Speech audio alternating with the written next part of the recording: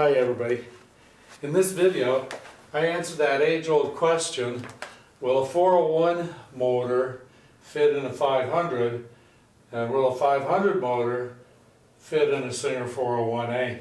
So what I did was I measured something using this, measured some things, not something, but some aspects of the TEXTOLITE gears and the motor spindles, and so that was my little measuring device, and this is what I discovered. As far as the motors themselves are concerned, the width of that spindle is 14 millimeters, and this one over here is 11 millimeters.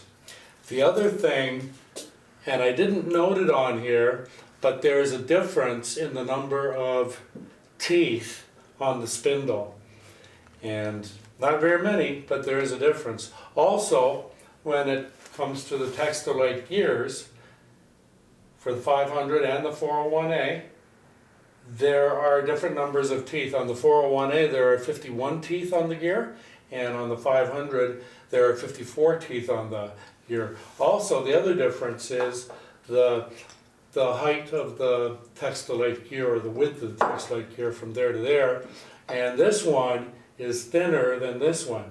This one is only 6 millimeters and this one is 8 millimeters. So I forgot to write down the exact number of